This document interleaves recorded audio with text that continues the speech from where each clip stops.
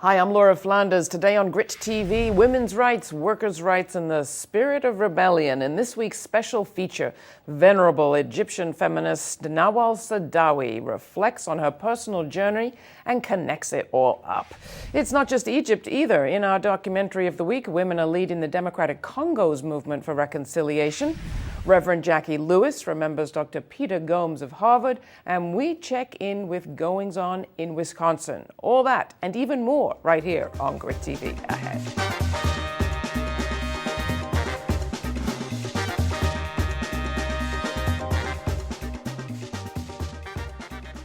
Today, part two of my conversation with Egyptian novelist and women's rights advocate, author and psychiatrist Nawal El Saadawi, looking at both the journey for her from the jails of Egypt as a political prisoner to victory in Tahrir Square and the broader struggle for justice globally. Nawal.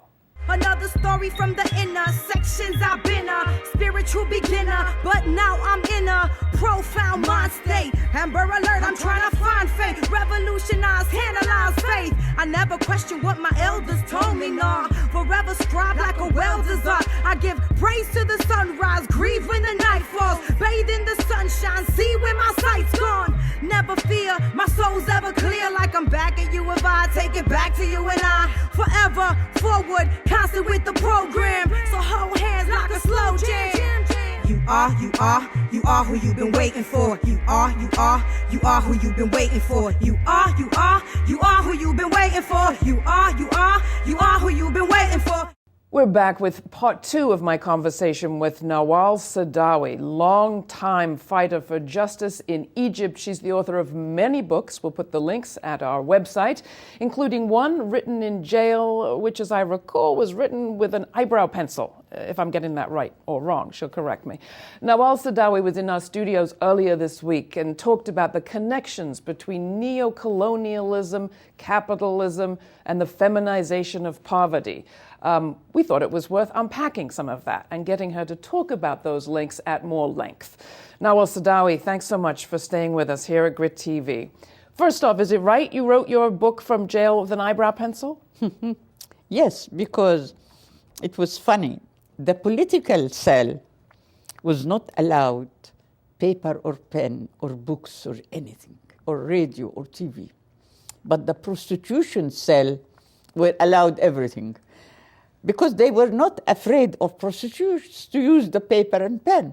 But for us, writers and political prisoners, every day the jailer comes and say to me, if I find paper and pen in your cell, it's more dangerous than if I find a gun. So I asked one of the prostitutes they were our neighbors, and she used to bring bread with the jailer to help her. So I told her, I need paper and pen. So next day she brought me a toilet roll paper and her eyebrow pen.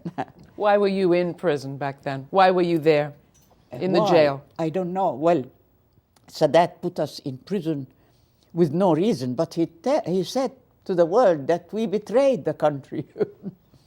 We didn't know, but he put us in prison because we were criticizing his policy, his open door policy, his link, his submission to U.S. imperialism and colonialism, and his false peace treaty, because it was not peace treaty, it was built on war and giving more weapons to Israel. So it was all false. So I exposed that in my articles.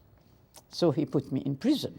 You also wrote about genital cutting, about the status of women in Egypt.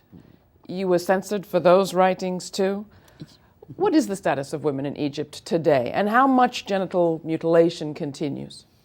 Well, now, under Sadat and Mubarak, the percentage increased. Though they were saying we are against it, and a law came from in Cairo just maybe 3 years ago against female circumcision, but they never allow anybody. I asked to speak medically against female circumcision and male circumcision. They didn't allow me. They didn't make an educational program to eradicate it. They just want to show the West that they had a law against it, but they were never serious. That's why the rate increased in Egypt under Sadat, and now it's more than 75%, more than 70%. But usually, I link George Bush policy and American policy in our country with female genital mutilation in Egypt. Now how? People here will say that's crazy. Crazy, yeah. They are shocked when I make the link. Exactly like when I say Bin Laden and George Bush are twins. The comment that got you censored on ABC this past Sunday. Yes, yes. But what is the connection? I mean, the U.S. talks about women's rights. We have a woman Secretary of State, two of them. Well, three actually. Women cannot be liberated under a capitalist, patriarchal military society. I didn't see democracy in the United States or Europe. Because whenever you have class problem, when you have feminization of poverty, when you have inequality between countries, inequality between sexes, inequality between classes, you cannot have democracy. Because what's democracy? It's not just freedom of talking, it's freedom to live. But haven't the capitalist countries been the first to bring women's rights, bring women into the parliament, have laws against discrimination? It's not enough. Democracy is not voting for the parliament. How many years you are voting? It's not just women to vote in the parliament under a capitalist. You need change. You need to fight to eradicate patriarchy and class oppression and capitalism and imperialism and militarism and racism. But we still have all that. A bigger country can go and invade a small country. US can invade Iraq for its oil, and they are never punished. We don't have a global institution. The UN, the Security Council in the UN, does not stand with us. It stands with the big powers. The ICC, the International Criminal Court, does not punish big dictators, only small dictators. But if I come back to your question about the relationship between George Bush and female circumcision, who encouraged Bin Laden? Who support religious fundamentalism, Christian, Jewish, Islamic, Buddhist, all over the world? It's neo-colonial, capitalist, imperialist powers. They need God. Why do they need God? Why? To justify injustices. Because when they tell me it's God who circumcised you, it's God who made you poor, it's God who made the poor, who make the poor and make the rich. It's God because you are born a woman or a girl, so you have to submit to your husband, etc. So I will be scared. I cannot criticize God. So that's how God is in politics and in economics. Let's play a clip from some of the women in the revolution in Egypt, from Tahrir Square. This is actually from Code Pink. I feel that I'm 12 years old. I've been working for this for 20 years, and I just see it. We want social justice. We want education for the people so they can go out and be a working force. To be free. They all the time they vote for me. This is the first time I will vote for myself.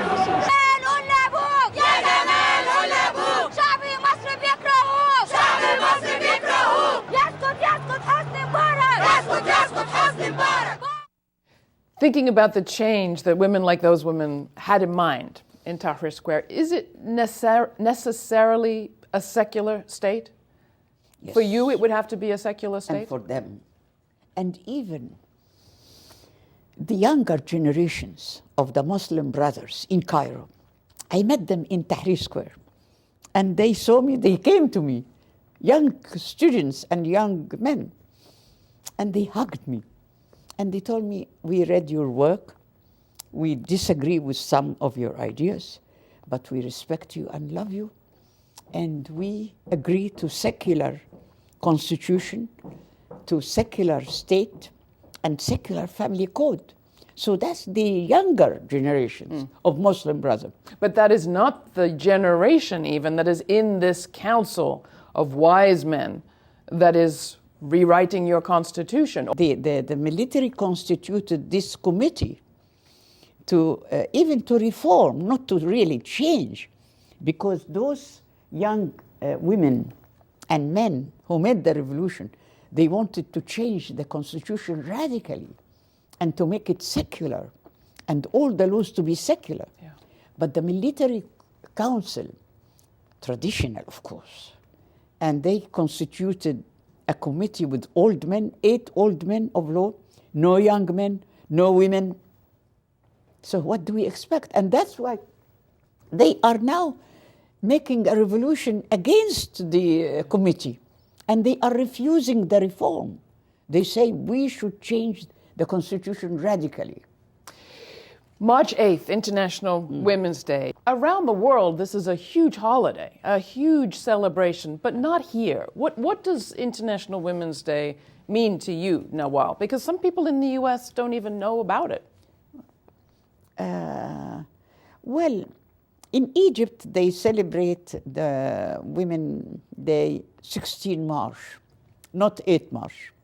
That's why we will make a million march on the 8th and another million march on the 16th of March. Why? Because the history of 8th of March is related to women in America. You know, the working women when they demonstrated. On the 16th of March, 1919, an Egyptian woman was killed in the revolution, Hamida Khalil. She was killed in the 1919 revolution on the 16th of March. And that's why we said it is our Women's Day, the 16th. So every country has a history of some woman who was killed in the revolution or some group who rebelled against capitalism. But it's very strange that I hear that in America here, many people don't know about 8th of March. The protests that inspired Women's Day, March 8th, were protests about working conditions of women workers in sweatshops in New York, where we're talking. We look around at the condition of life for women workers today, it's not much better than it was then. What's your take on what we in this country need to do? A lot. You have to get rid of patriarchy and capitalism and militarism. Because if the American people unite and protest against the war in Iraq, the killing of the Palestinians, any war in any country, for any reason, economic or political, if the American people unite, like the Egyptians, millions, we were 20 million of Egypt, and we are only 80 million. Here you are 300 and more. So if 80 million of you come out and protest against militarism, colonialism, aggression against small countries, then the government will not do anything. And even you can ask Obama to leave, like Mubarak. He may leave. It's like that. It's the power of the people. It took you in Egypt many months, years, to bring about the revolution. You had meetings every month in your apartment, in your home. Yes. How do you build the steam? Because we are nowhere near the boil in this country.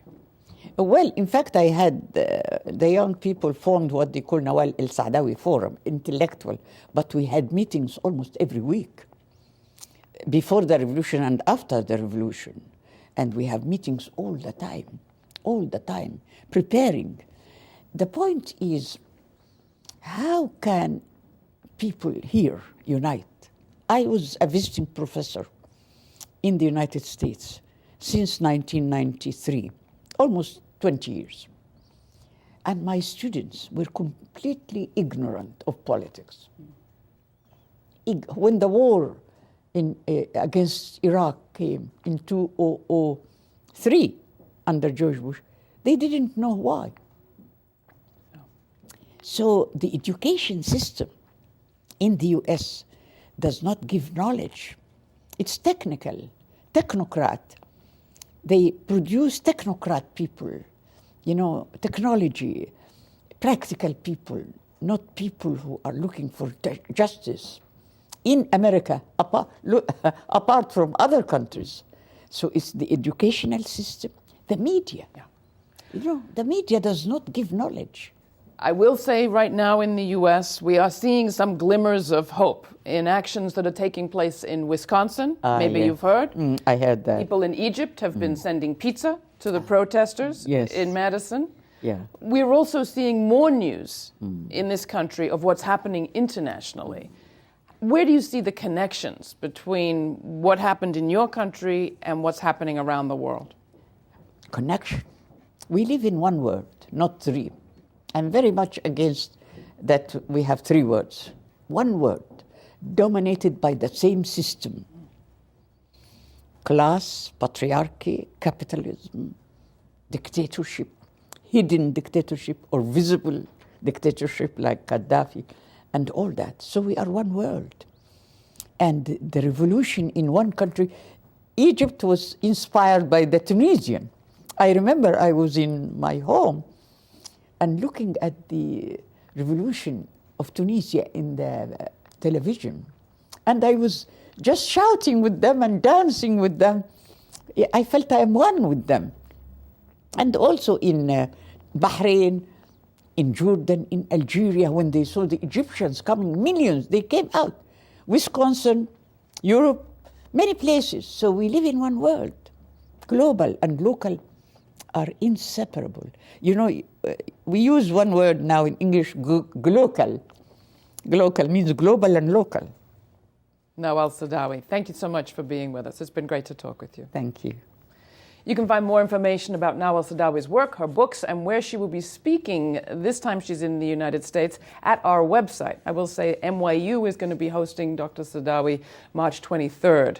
You can find out more at GRITtv.org.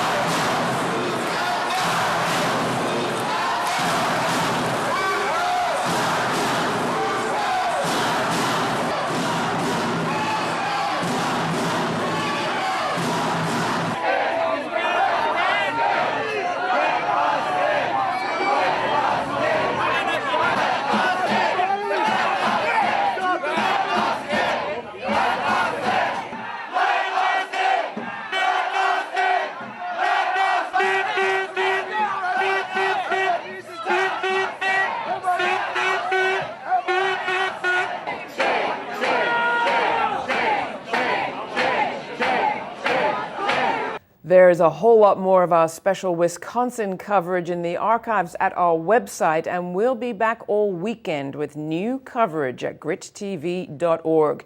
Check out the live stream and help us pay for what we're up to. You can contribute at GRITtv.org.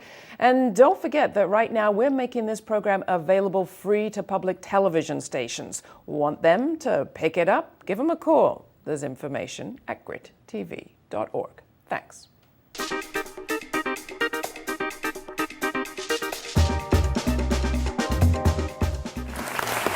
It's my honor to present the 2009 Humanitarian of the Year Award to Rose Mapendo.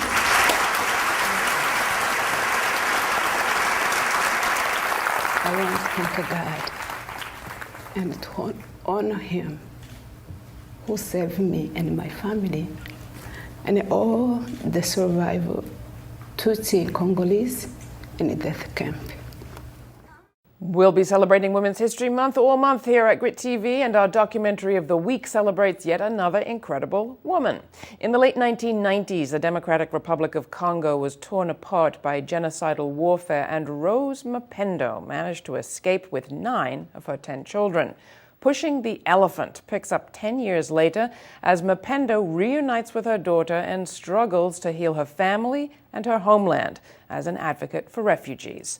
The documentary exposes the hidden effects of war on families and the collective power of women. If you have a documentary you want us to take a look at, post a link at our Facebook page. Meanwhile, here's another glimpse of Pushing the Elephant.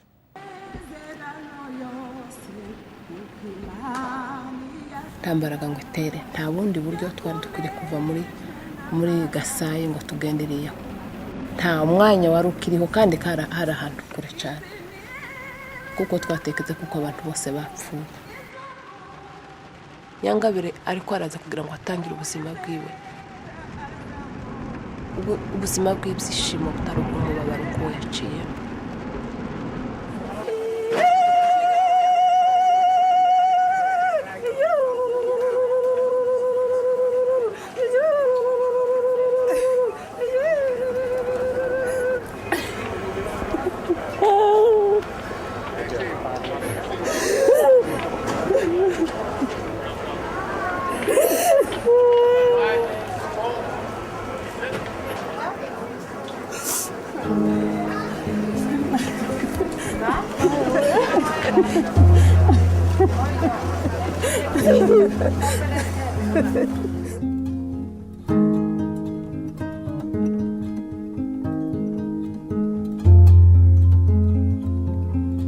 It's not too late. Kurota. Uracyafite umwanya w'ibyishimo. Uracyafite umwanya wo kujya ku ishuri. Ahari mu babyeyi bawe. Bya bindi bishaje bizashira.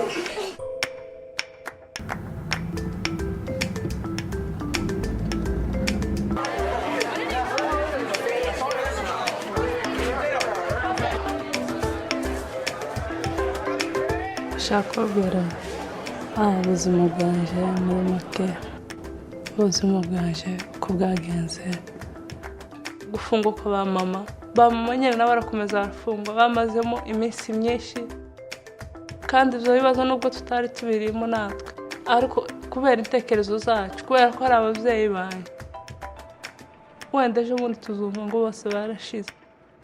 When I think about refugee in camp, is a picture always in my heart.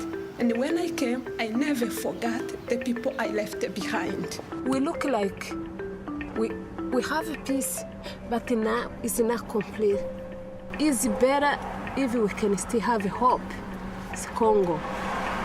One day we will go back in Congo. The government can say, okay, she's going to use these stories against us.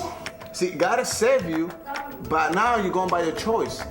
But John, other hand, without sacrifice, nothing can be done. It's not permitted. I can't see it. It's not safe for you. Umuntu umwe ntiyosunika inzovu. Ariko ubumwe abantu benshi twashobora gusunika inzovu. Mugire inama niba abagabo bacitsemo mwe muhuze. Mureke mbabwire mu rugo bagore harimo urufunguzo we mu byange mu bikunze ariko ruri maboko yanyu.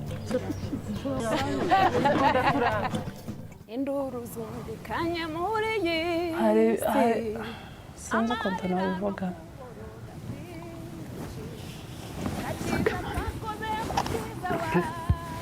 Sinshaka ko byoza bigomba kukuba ku mutima.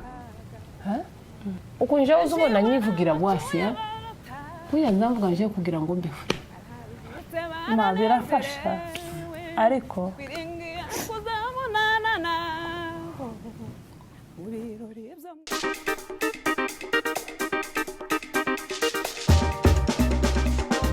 Any preacher will tell you that you learn something about their heart and soul in the sermons they preach. I'm a preacher, so I can tell you this is the truth. On a warm and wonderful May Saturday in 1992, Dr. Peter Gomes preached my Princeton Theological Seminary commencement, and we learned something about his heart and soul. Although Dr. Gomes had come out to his Harvard colleagues in 1991, he came out publicly just before accepting the invitation to be our commencement speaker. Our president opposed gay ordination but did not rescind the invitation. So, as the press, our community, and the church listened in, Gomes playfully broke the tension. I know that my being here today is the cause of no small consternation for some of you, Gomes began. After all, I am Black and Baptist and from Harvard. We howled with laughter. But I remember even more the way my eyes filled with tears when I heard something this great preacher said near the end of his sermon called Lions and Doors. Reflecting on the story of a man named Daniel who was thrown into the lion's den for being faithful, but whose life was spared, he said, "The moral is not be good and God will save you from lions. No.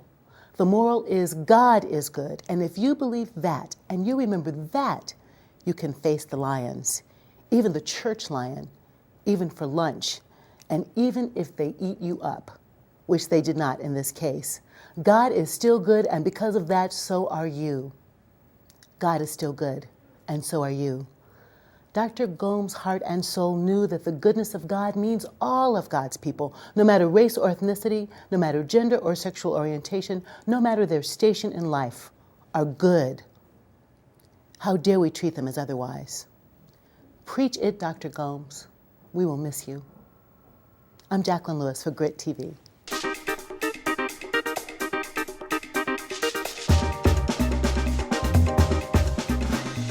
That's it for today's program. You can find everything you've seen and a whole lot more at grittv.org. Help us pay for our continuing coverage of the labor uprising in the Midwest. You can contribute at grittv.org, and it's thanks to you we're broadcasting commercial-free on Free Speech TV, Dish Network Channel 9415, DirecTV 348, and on the Bridges channel. Thanks for watching.